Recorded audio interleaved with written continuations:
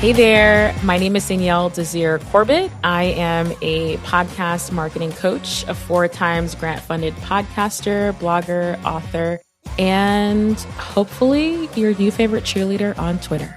Hey, podcast besties. Welcome back to the show dedicated to making your podcast the best it can be. I'm Courtney Kosak, your BFF, in helping you grow and monetize your show. And our guest today is Danielle Desir Corbett. You may know her from the Thought Card podcast. She founded Women of Color Podcasters, a community of over 300 members, which is now also a podcast. And Danielle created the Grants for Creators Substack. She has so much experience and so many great takeaways for indie podcasters in this episode today, especially how to use blogging and SEO tactics, and everyone's favorite topic, monetization for small podcasts. But first, let's get Danielle's podcasting origin story. I've been an avid podcast listener. I don't remember exactly when it started, but I remember 2016 listening to some travel podcasts, personal finance podcasts, and I just know some big names that I've been following for years. And I had my corporate job at the time, and I had also started a travel and personal finance blog. So that was like my side hustle, my craft passion, and I was a blogger. But there was something inside of me that's like, I want to try this podcasting thing. I don't think it's going to be that hard, right? Like we all can laugh, right?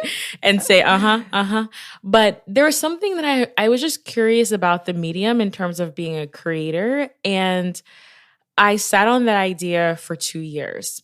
I was afraid of technology. I was also afraid of solo hosting. Mm-hmm. And I decided to partner with a friend of mine to create another show just so I can have that companion and I can like figure things out. But we never got started. So years are passing. It's 2018. And then there was a big funding opportunity that came around, specifically looking for women of color who had an aspiring podcast idea, which sparked me to apply. And hopefully I was like going to get funded and like win all this money. And I really honestly felt like this was the opportunity for me. I don't know if you've ever like applied for something and you're like, this is for me, like my name is on it. And I applied, and the day we were supposed to find out who the winners were, there were supposed to be 10 winners, I was on Twitter, as I have always been, and I just saw hundreds, if not thousands, of women of color talking about this opportunity. And I created a Twitter list to keep track of everyone, but it wasn't engaging. So I said, you know what? I'm going to create a Facebook group and invite everyone on Twitter to join us.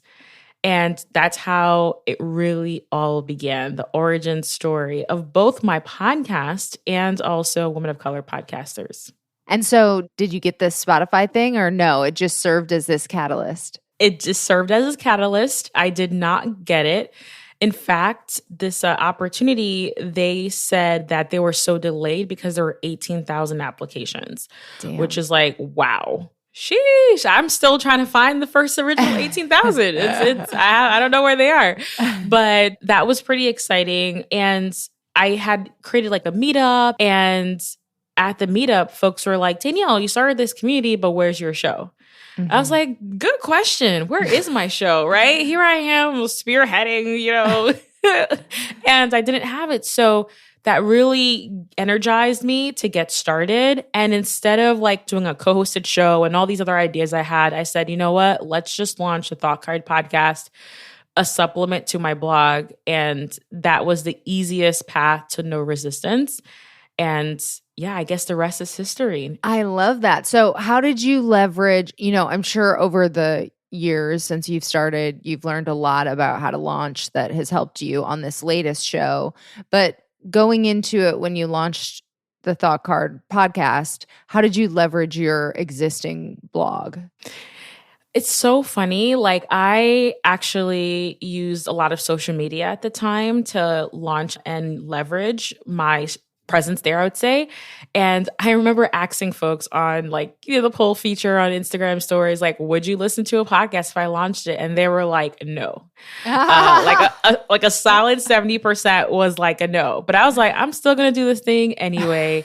So it's funny because like I did so many things wrong. Like I created a subdomain. So for a time being, it was like podcast.thoughtcard.com. And I literally like siloed off my podcast from my main brand, which I do not recommend. But I did all of the good things like show notes and SEO a little bit, all of those, like couple of those things I learned. But I think my biggest mistake was siloing off my brand. And what I've been doing over the last year is putting the brand together. Everything is now under thoughtcard.com.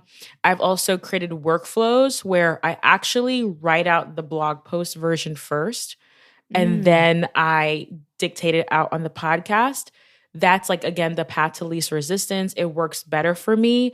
And I'm actually now being able to leverage the blogging skills and the blogging income with the podcasting skills and the podcasting income. So I've learned a lot. I made a ton of mistakes along the way, but you live and you learn also. Yeah, totally. Okay, there's a lot of stuff we're going to drill into here. But one of the things I saw you tweet about recently is using these AI tools, which are all the rage. And since you do so much pre-written work and your blog is such a big part of it, how have you been using these tools and what have you learned about making your process easier, and any tips for besties? Yes. So I am 100% all into AI for show notes copywriting. I wasn't this way like 3 months ago. It's because I actually talked to a founder of an AI tool who explained to me what AI is and how to leverage it. So originally I felt like this is magic and like it's going to do all the things for me. But the way these copywriting show notes tools work is that it takes your audio file and it's scrubbing for content through the audio file and it puts it together for you in a nice first draft. So if you have that mindset of this is a first draft, then you can come in with your editing hat and kind of comb through to really make sure it captures everything that you want to say. Now, for the newly launched Women of Color Podcasters podcast, I know it's like super meta, like we just said, right? It's just, that's a little bit different because I know the story I'm telling and I know why I have the guests on the show. I even have an outline of questions, but I don't have the written content in that blog post format. So that's where I use the AI copywriting tools a lot because they can really structure the content, whether it's how to or just providing more structure.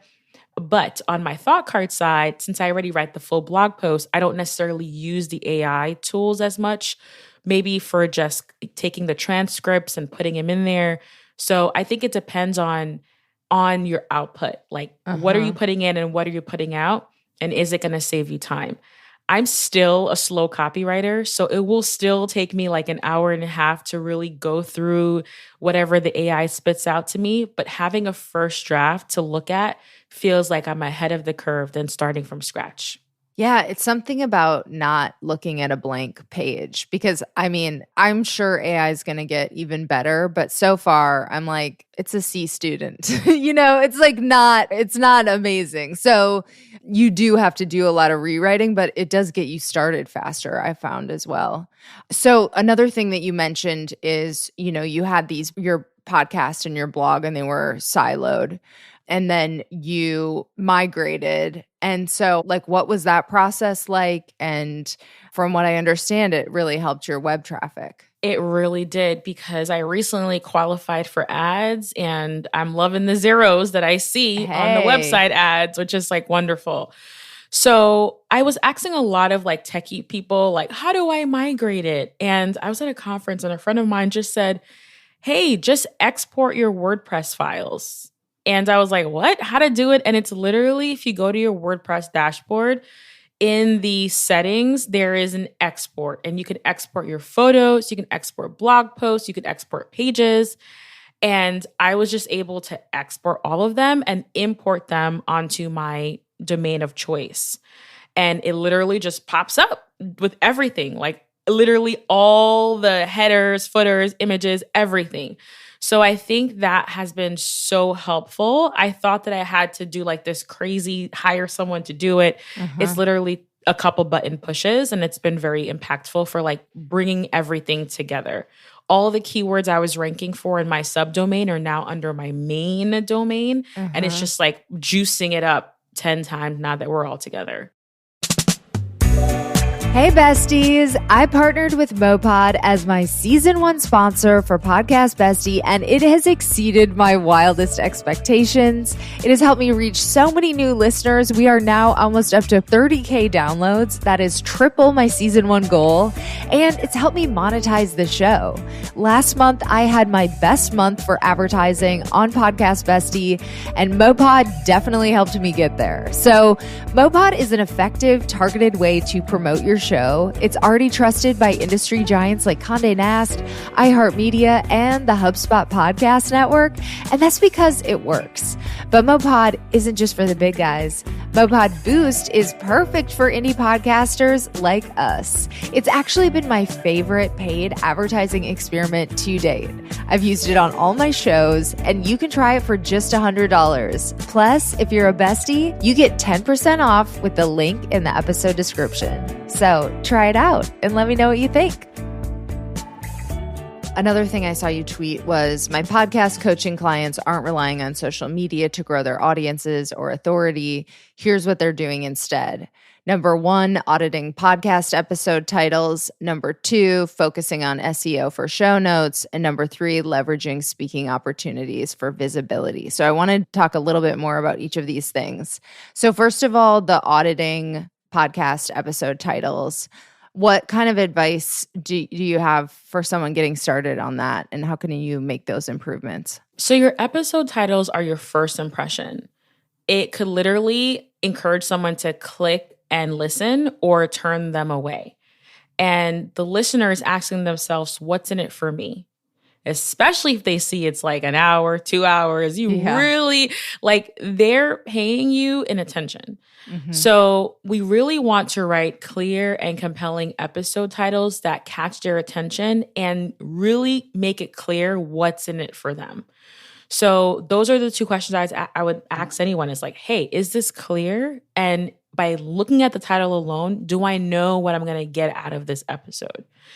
And that really takes thoughtfulness and some SEO research too. So that's where the SEO comes into play. I always recommend having keywords in there because a lot of people are actually they're actually typing different questions or search terms within the podcast players. And the podcast players have an algorithm to serve up content. It's still kind of opaque what that algorithm looks like, but we know that people are using. Also, if you're just curious, like type in things like anything. I usually type in things like budget travel. Similar to Google and Pinterest, Apple Podcasts has this like drop down where it actually fills it in, where it's like a predictive programming kind of thing because a lot of people have typed that into search. So before you write those episode titles, type your main topic into Apple Podcast, look at those predictions, see if there's anything that catches your eye, and then use that as like fuel. So the strategy is really just, again, being clear, coupling that with compellingness and keyword research. Show notes are 100% a long-term marketing strategy that I'm 100% on board for because of Google traffic. Being able to get discovered in these search queries is so important, and it offers new potential listeners access to you. As podcasts, we have a discoverability problem. We're so scattered, but with Google search, we're able to have a bigger reach and become more discoverable, kind of less fragmented, I would say. And I actually have like a structure of what the show notes look like. Things to keep in mind is making sure that it's dynamic. You can add videos on there. So if you have a guest, go look at their YouTube channel, add their videos, because guess what? YouTube is a product of Google. So they're going to bump you up a little bit higher if you have your videos in your show notes. So like little things like this, these are like blogging tactics that people use, but I feel like in this day and age, we really have to be multifaceted. as audio creators, us leveraging these blogging skills and this SEO knowledge will really help us stand out and get discovered and found. And then the last strategy, I know a lot of people say podcast guest appearances, but what do you do if you've been paving at that like pavement for 4 years, like I have? So I've been a guest on nearly 200 shows. Damn. A lot of it has been strategic, and I don't see the difference anymore. So what I do see a difference in is actually speaking on stages. And every stage I speak at, especially if I'm traveling to go to an event, I have a little document in my phone that says XYZ conference ROI. And I'm keeping track what opportunities came as a result of me speaking on stage. So I would say speaking on stage can be a next level strategy for those who just feel like I've tapped out. I've done all of this, all the collaborations in the world. I still say yes, of course. I do say yes, but I also know that it's probably not going to make a big difference in my chart, like my growth chart and trajectory at this point. So how do you pursue those speaking opportunities? I mean, I went to Podcast Movement and moderated a panel going on a year ago in August, and it was great. I met so many people, and I hadn't really done much of that. So how would I pursue more? Yeah, so I would say be part of all of the newsletters, the podcasting newsletters like Pod News, like Your Podcast, Black Pod News as well. They really keep you in the know, especially when speaking opportunities come up. Also, if you just search for like podcast conferences or podcast summits or conventions, like there are plenty of blog posts that will give you a rundown of what's happening for the year. And join their newsletters and keep an eye out for when speaker submissions are open. There are also other resources like I Find You Close. They send you 4 to 5 speaking engagements every week that you can pre-qualify for. So I think that's really good if you're like, I don't have that much time. I just want to kind of read through a newsletter real quick that will share with me opportunities. So that's really great. I also feel like if you have more time and capacity and you really want to build your thought leadership in a specific area, go to podcasting communities and other types of memberships and ask the founder or creator if they would be interested in having you on to speak to their community. So someone like me who has a community, I'm always looking for speakers and I have to do a lot of like the outreach, but it is nice when someone reaches out to me and they're like, hey, would you be interested? And I could just say, yes, absolutely, 100%. I also think that deepening your network, right? So just letting people in your community, like even just using Twitter, like, hey, y'all, I'm open to speaking opportunities. You'll be surprised by who forwards it, who retweets it for you, and the connections that are made. So just being open to opportunities, I think, is really helpful when it comes to speaking on stage. And then one more thing on the episode titles. I've seen a lot of them get really long, and that's kind of my strategy lately is just like I'm trying to get as much of the things that people might search for in there. How do you feel about that? I feel like as long as you're saying what you have to say, then I feel like it's fair. But be mindful that there are character limits until things start to cut off. So as people are reading the title, they're going to have to click to read the whole title. So just be mindful of that. But I'm more in the strategy of like, okay, does this title say everything I want them to hear so that they can click yes? Because there are 2 determining factors for someone, I would say 3, for them to actually go ahead and listen to the podcast. Number 1 is they look at the title. They may just go ahead and listen right after that, but they actually may go to the description, which is why your description should be more than 1 sentence. So go to the description and they kind of read the description and be like, okay, what does this really mean for me? And lastly, I would say is the affinity for you and your podcast. There are just some super fans that will like just listen to everything. Like I've been doing a lot of mommy content now that I'm a new mom. And I'm like, these episodes get the same listen than the non-mommy content. And I know you're all in now mommies. But I think it's because of that affinity and they're curious as to like what's going on in my world or in just general. So I think those are the 3 things that really move the needle. And I feel like as you understand listener behavior, you can now use that to equip yourself with your strategies for marketing your show. Hey besties, you heard us talking about AI tools earlier in this episode, and I want to tell you about a new AI tool that I have been loving. It is called Vizard, and they are the presenting sponsor for this episode. So with Vizard, you can grow your audience with shareable podcast highlights for social media and reach listeners wherever they are, aka on Twitter, watching Reels, watching TikToks, YouTube Shorts, on Instagram, scroll. With Vizard, you can effortlessly create video clips in just a few clicks. They make this easy so you can start posting daily. You can try Vizard for free. There is a link in the show notes, and I actually made assets for this episode with Vizard so you can see it in action. So go to my Twitter or Instagram. I am at Courtney Kosak, and you can see the clips that I made using Vizard. So again, check out the link in the episode description, and you can make some assets of your own on Vizard for free.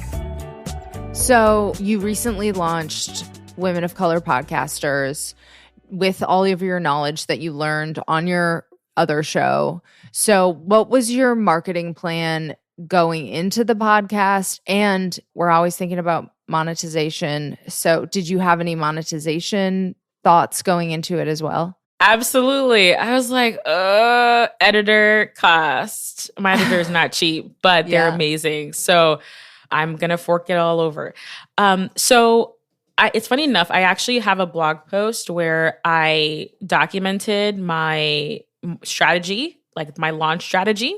So in 60 days, I was able to get 1,100 downloads for this newly launched podcast with 3 episodes. And I feel really happy about that. And I think what's important is that, could I have done more? Absolutely. But I didn't have to. So that to me is like the power moment, is like I have these long-term marketing strategies in place where I don't necessarily have to do all of these things. I could just do a handful of things that I know truly work and I advise my clients to. So making sure that there was a page on my website dedicated to just solely the podcast. Mm-hmm. So any new podcast episodes would just kind of feed into that. So just having a home on my major website, creating those search-friendly show notes for each of those episodes, again, was really helpful. Also, I do send out a weekly newsletter to our existing subscribers who have been with us for years, but I stagger that newsletter where it's not the week it goes out, it's typically the week after or even 2 weeks after, because honestly, at that time, a lot of people have forgotten about that episode, or it's kind of like not on their radar. But here we are again. It's like a new wind, a new life. So staggering out that newsletter has been really, really helpful. And what I've realized also is when I'm sharing out, I do use social media, I will say. I'm not a big social person, but I have been using social. But when I do share on social, I'm usually sharing my universal pod link, so that people, their call to action is to follow the podcast. That's the most important thing that you want right now, when you newly launch, is a follow. Mm-hmm. So I would say 75% of my time, I'm actually sharing the general pod link, universal link to no specific episode. And then the remainder time, I share the actual show notes that I spend so much time creating. That's probably 2,000 words. I do that because, again, I'm really wanting to kind of not only get the listens in, but the follows right now. The other podcast I have, which is very seasoned, been out for almost 5 years, I'm not as concerned with follows. Mm-hmm. I'm more concerned with the page views and the listens. So that's a big distinction, I think, between launch and seasoned. And then another strategy that I think that could be really helpful for folks is drafting copies of newsletters for your guests.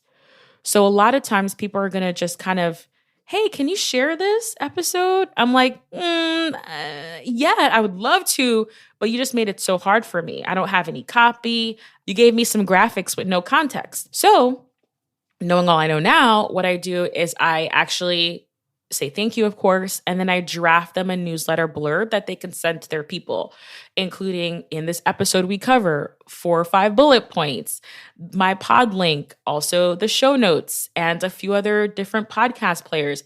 make it so easy for them to say yes.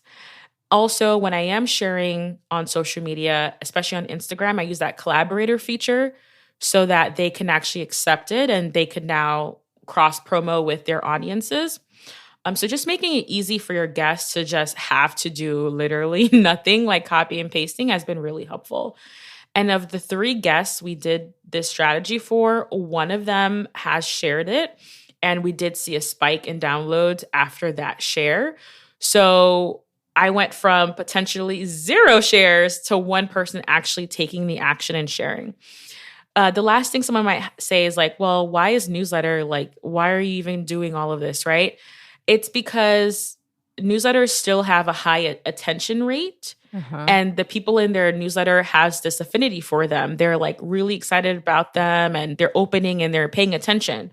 So you tackling a newsletter subscriber is way more impactful and they probably will take you up on the offer than someone who's scrolling on social who is not really intentional with the scroll anyway. So I think that it is helpful to tackle newsletter subscribers and that cross-pollination is able to happen. So I'll make sure to have that blog post for you so that people can read it on. But those are some of the things that I've learned. And I'm really happy with where we're at for a couple of episodes. Pretty happy with that. Totally. So like when you put together the email for them, is that something that AI can help with or? Yes, there are like there's like so many newsletter templates, LinkedIn templates. You can definitely just kind of, a lot of the AI features have like a little section where you can just grab social posts, grab LinkedIn posts, grab newsletter posts. Yes. Who do you like? Who are you using right now that's good? So I'm kind of using all that I know of. I'm like, let me test it. So I'm using Capsho. Capsho was my first, like, I was so impressed with their version 1. Their version 2, I'm not as there. It's just, I feel like something's broken a little bit in there, but version 1 was like amazing. I also tried Swell. So I've tried Swell as well. And then recently I'm trying Podflow. So Podflow is another one. So right now I have no loyalty. I'm kind of like airline miles. Like I'm just really looking for the tool that I feel is visually pleasing and also is just great quality that I really can help me to cut down on that draft time. But for a long time, I was really into Capsho. And then I also think that doing those free, like the free trials, just gives you a sense, right? If you've never used AI before, you could really get to see, okay, how does this work? And is this a worthy investment of my time, right? I also do feel like, I kind of feel a little bad because I feel like it's maybe has potentially can wipe out like show notes writers eventually. It could be that good eventually. Yeah, but then maybe they have more time to do other things. And I do think there is something to like the human touch and like that final editor being a human being that is out in the world. And hey, if it makes us more productive, I'm trying to embrace the positives here. Yes. No, it's true. It's true. Like, it's funny because like I get hit up sometimes by like transcripts writers. I'm like, no, boo, I don't need you anymore. Sorry, like, because, it's good enough, right? But I do think, like you said, like that last personal touch edit does make a difference. Another thing I think that's concerning with AI, and I think we're still trying to figure this out, is like how Google and other search engines like will embrace AI. So that's something to be mindful of. So just keep an eye out as things continue to develop. So another thing I wanted to ask you about is that monetization piece, because you are a pro at monetization for smaller podcasts too, which is kind of its own thing. So any tips for the besties about what's different about trying to monetize a small show and how they can optimize? Yeah. So I would say that I think it's important to have a multifaceted approach to your monetization, meaning thinking about multiple income streams.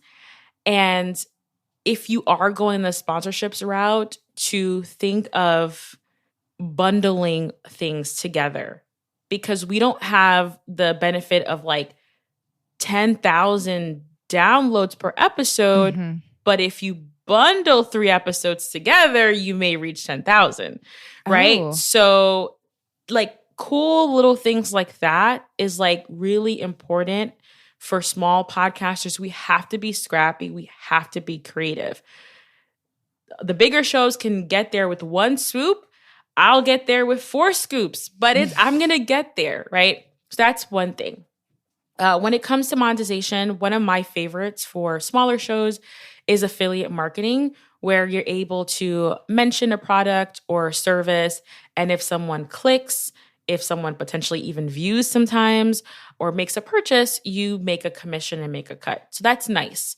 I'm not saying that it's going to be like a sustainable, but over time, if every episode you have affiliate marketing built in and you have a catalog like me of 130, you're making money now at that point. So I think that it's the intentionality of that is really, really important. And how I think about that with my clients is like, how am I making money with this episode? Was it sponsored? Was it through affiliate marketing? Am I promoting my books, my services? In this episode, how can I make money? That doesn't feel gross and unethical, but it is a thought process that I encourage my clients and me to have every episode. That's really important. Something else to think about is your guests, right? Your guests, they may be renowned authors, they may be creators, membership owners, like they have their own products and services. They're going to come on your platform. And if you're inviting them and they are mentioning their products and service, ask to be an affiliate, low-hanging fruit, right? So ask to be an affiliate for all of your guests, whatever they have, and make sure any resources that they mention in the episode goes in the show notes resources section. So those are my 2. I'm very heavy on sponsorships, but I'm also really heavy on affiliate marketing behind the scenes. I also feel like affiliate marketing is a great way to showcase to brands what you could do, right? Like because of your, the campaign success as an affiliate, you could be like, well, you really should be paying me this flat fee so I could promote you even more. So it could definitely lead to other opportunities. I know a lot of people do other things like buy me a coffee, which I do. I have it on my site, but I'm not necessarily talking about it every episode. It's an option. Also, and besides donations, people do like courses and workshops. And I think it's important to have an open mind because I've tried those things multiple times on my platform and it never worked. I would create the sales page and kind of pre-sell it and wait for people to come in because I knew they wanted to talk about travel hacking, and it always fell flat. So failing really helped me to nail my monetization strategy because I knew that this isn't an audience where I'm going to sell directly to. I'm going to create amazing content and get it paid for on the back end. So it's really my job to really go out there and fetch those sponsorships that are really going to help move the needle and keep this show running versus selling to my audience. But that took a lot of trial and error and really trying to figure out like what's going to work. I honestly feel like if workshops and my classes worked, I probably wouldn't have relied on sponsorship so much.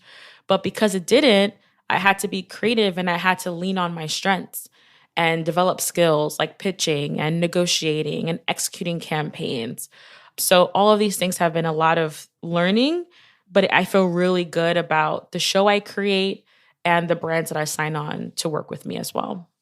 So when you approach brands and you talk about bundling, are you giving them a blog post and a podcast? Like what kind of things are you bundling together?